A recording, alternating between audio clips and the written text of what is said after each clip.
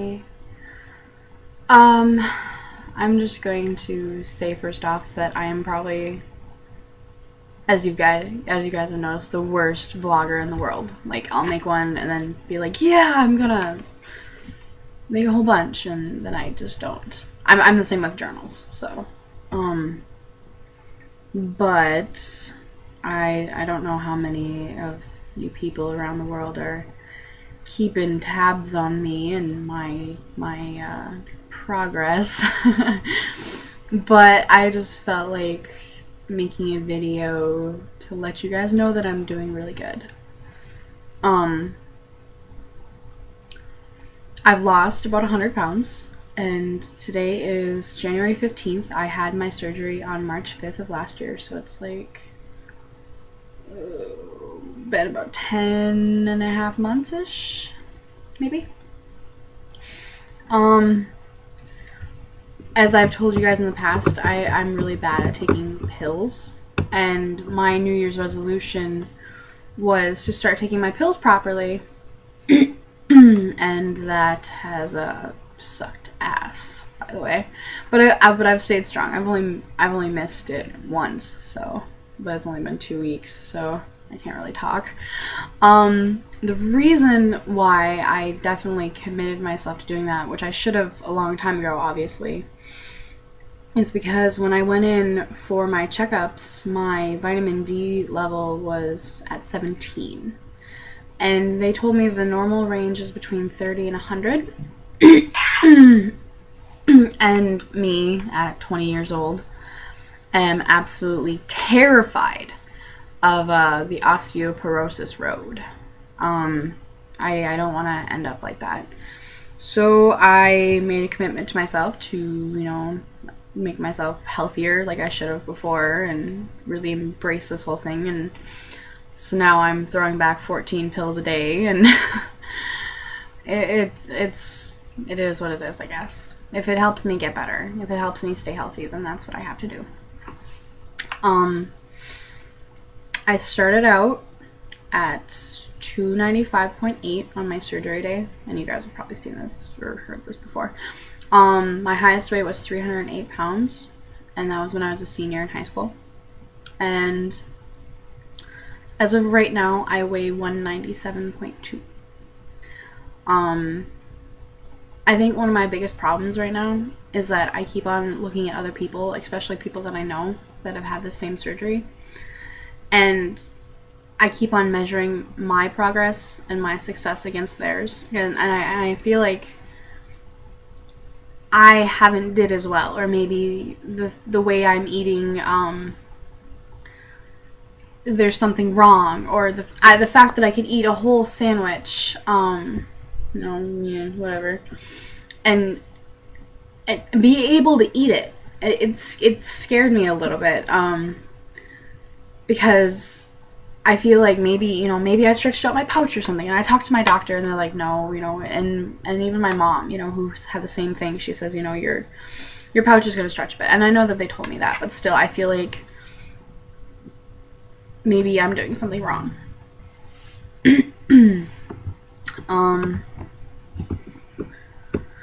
Let's see here.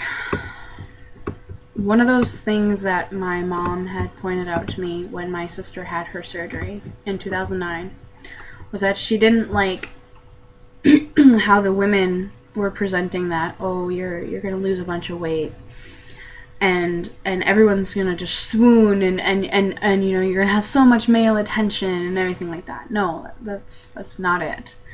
I mean, underneath all the weight, you're still the exact same person. I'm still crazy, old me, and I haven't changed because of this. Like, I'm still the same person, and it frustrates me a little bit because I want to find someone, but it still feels like at the size I am, people are still like overlooking me. Like they don't see the person I am inside. They just, and even worse is that now every time I see people, the topic of conversation usually, my phone went off.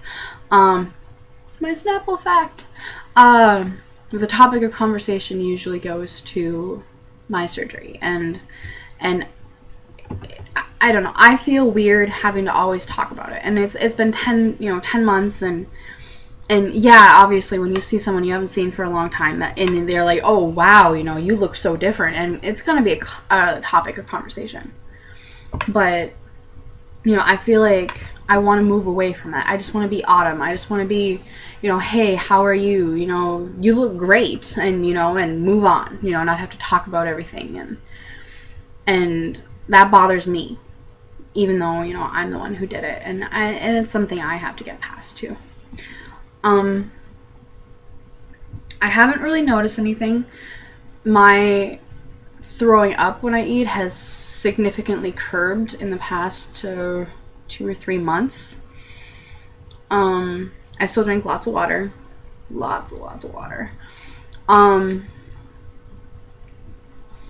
I still notice an intolerance for certain things. Like, I can eat more of something than another. And, sometimes I can hardly eat anything at all. It's just all depends on the day. I don't know. I feel like doing this on camera, but I feel like if anyone that I knew were to come across this, that I would just burn in hell and cry. But I'm had a relaxation class up at the fitness center earlier here on campus, and I'm still in a sports bra and some funky matching undies, and I feel like showing you my progress, even though I still feel icky. I mean, I feel immensely more confident in myself than I did before, but there's still that thing that holds me back from truly being comfortable with the idea of showing my body to other people. Like, am I willing to go prancing on the beach even though it's -7 below in Minnesota and show off my bikini body? No, I don't have a bikini body. But okay, so I'm gonna do this, but I might just destroy this video later, maybe. So don't laugh at me, okay? Because I feel like I look pretty damn good for how far I've made it. So this is my tummy. I don't know. You can still see my scars a little bit. This is my scar from my botched belly button piercing. But I don't know, like, I don't have my back rolls as much as I used to, because I used to have this huge dimple right here. And, like, I noticed that I'm not as solid as I used to be. Like, I still have my tummy, but it's cushy. And if you see these, I don't know if you can, these are actually scars from when I was getting my nausea shots. I don't know why I scarred from them, but I did. My thighs are still a really big issue for me, but I'm learning to love my body, as far as I've come. My arms really aren't that bad. Like, I guess if you think about it, they kind of are, but they don't bother me. And I know that that's that's one of the biggest things that a lot of women that I've watched videos on have issues with, is how flubby their arms get. But I don't know, I don't think mine are that bad. And like, I can't really make a double chin anymore. Like, my face, looking back at old videos, my face was just gigantic. And yeah. And I'm still going through this phase where it shocks me being able to fit into the sizes that I do. I still want to buy for my big body. And I say, hey, I'll buy an extra large. And then my mom, who's with me, she's like, no, why would you do that? Get the next size down. And I can fit the size down. And being able to shop on different racks or move to the other side of the store, it's a new experience. When I was, let's see here, a freshman in high school, we went on a trip and we stopped at a mall in a local town, and there was a vanity there. And they see me looking at jeans, and they said, "Oh, hey, you know, what's your size?" And I told them I'm a size 24. And the woman, the I don't know what you call her, sales rep, was trying to figure out a way to like tell me that the jeans that they had there would not fit me, and she failed miserably. She was very rude, and that made me never want to go into a vanity again, especially knowing that I couldn't fit anything. And you know, that was disheartening for me. And just a couple days ago, I went with my sister to the vanity here in my local hometown, and I'm down to about a 13, 14 right now. And I was like, I wonder if I can fit jeans there now, because my sister wanted to go in. And so I asked the lady at the front desk, and she's like, oh yeah, and you know, she gave me the conversion for their jean sizes, and I was like, oh my god, I can fit jeans here. But then there's sticker shock.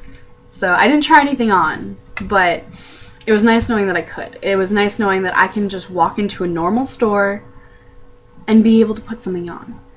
I mean, I don't have to go and find extended sizes, and things are so much easier to find, and things are cheaper, and it's an amazing feeling.